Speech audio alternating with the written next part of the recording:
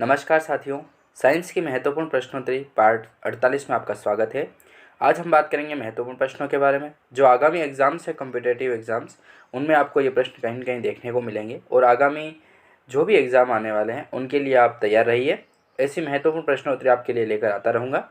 तो बिना टाइम गवाए शुरू करते हैं। सबसे पहले प्रश्न आता है, उत्तर दर्पण से प्रतिबिंब प्राप्त होता है। तो उत्तर जो दर्पण होता है उससे प्रतिबिंब प्राप्त होता है आभासी व सीधा। ठीक है।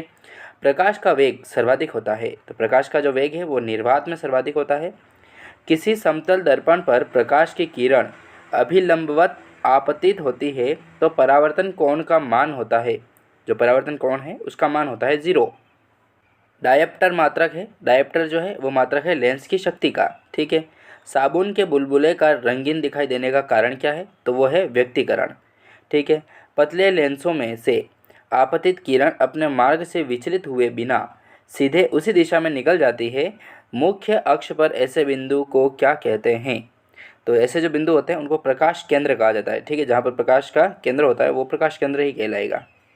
निम्न में से कौन सा पदार्थ लेंस बनाने के लिए प्रयुक्त नहीं किया जाता है? तो वो है मिट्टी। ठीक है। मिट्टी का प्रयोग वैसे नहीं होता है। किसी बिंब का अवतल दर्पण द्वारा बनाए प्रतिबिंब आभासी, सीधा तथा बिंब से बड़ा पाया गया वस्तु की स्थिति कहाँ होनी चाहिए? तो ये होगी दर्पण के ध्रुव तथा मुख्य फोकस के बीच। ठीक है। किसी बिंब का वास्तविक तथा समान साइज का प्रतिबिंब प्राप्त करने के लिए बिंब को उत्तल लेंस के सामने कहाँ पर रखेंगे? तो वो रखा जाता है फोकस दूरी की दुगनी दूरी पर। ठीक है। फोकस जो दूरी होती है उससे दुगनी दूरी पर रखा जाएगा। किसी गोलीय दर्पण तथा किसी पतले गोलीय लेंस दोनों की फोकस दूरी 15 सेंटीमीटर है। दर्पण तथा लेंस संभवतः हैं तो ये होंगे दोनों अवतल पाए जाएंगे। ठीक है।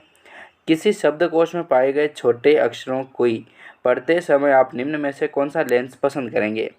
तो शब्द जो छोटे होते हैं उनमें उनको पढ़ने के लिए 50 सेंटीमीटर फोकस दूरी का उत्तल लेंस प्रयोग करेंगे। जब एक सीढ़ी सूर्य के प्रकाश में देखी जाती है तो इंद्रधनुष के समान रंग दिखाई पड़ते हैं।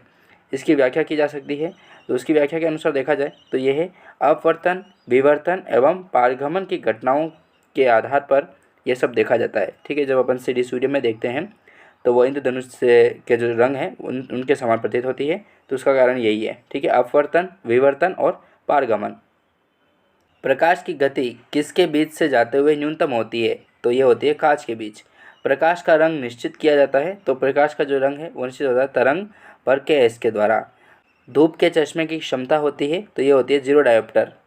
इंद्रधनुष घटना का परिणाम है। तो इंद्रधनुष घटना है उसका परिणाम है परावर्तन एवं अपवर्तन। उचित रीति से कटे हीरे की असाधारण चमक का आधारभूत कारण क्या है? तो उसका कारण होता है उसका अति उच्च अपवर्तन सूचकांक होता है। ठीक है। पेट अथवा शरीर के अन्य आंतरिक अंगों के निरीक्षण के लिए प्रयुक्त तकनीकी इंडोस्कोपी आधारित होती है। तो ये होती है पूर्ण आंतरिक परावर्तन पर।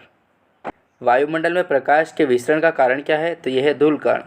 समुद्र नीला प्रतीत होता है, कारण क्या है? तो देखिए आकाश के परावर्तन तथा जल के कणों द्वारा प्रकाश के प्रकीर्णन के कारण होता है ऐसा। ठीक है।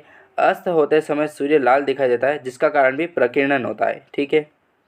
मोटर कार के पक्ष दृश्य के लिए कौन सा दर्पण प्रयुक्त होता है? तो मोटर कार में जो प्रयुक्त होता है वो होता है उत्तर दर्पण।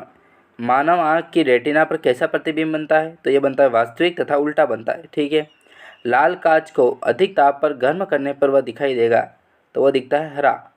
प्रकाश के लाल, हरा, नीला रंगों को समानुपात में मिलाया जाता है तो परिणामी रंग क्या होगा? तो परिणामी रंग जो है वो सफ़ेद प्राप्त होगा। निकट दृष्टि से पीड़ित व्यक्ति के चश्मे में प्रयोग किया जाता है। तो निकट दृष्टि जो रोग पीड़ित होता है उसके लिए समतल उत्तल लेंस का प्रयोग किया जाता है। ठीक है। समतल उत्तल लेंस। दूरदृष्टि निवारण के लिए काम में लेते हैं तो वो लेते हैं उत्तल लेंस। दूरबीन का आविष्कार किया था। तो दूरबीन का जो आविष्कार है वो गैलीलियो द्वारा किया गया था। उत्तल लेंस की शक्ति होती है। तो उत्तल लेंस की जो शक्ति है वो धनात्मक होती है। एक दर्पण में हम अपने चेहरे का सीधा व आवर्तित प्रतिबिंब देख रहे हैं तो उसका कौन सा लेंस होगा? तो वो होगा अवतल लेंस। ठीक है। तो ये थी महत्वपूर्ण प्रश्नों थी दोस्तों। मिलते हैं नेक्स्ट पार्ट में दोस्तों। तब तक के लिए जय हिंद, जय भारत, वंदे मातरम। आपने अभी तक लाइक एंड सब्सक्राइब नहीं किया है तो जल्दी से लाइक एंड सब्सक्राइब कर दीजिए और पास ही घंटी का जो बेल है वो बजा दीजिए। ठीक है दोस्तों, धन्यवाद।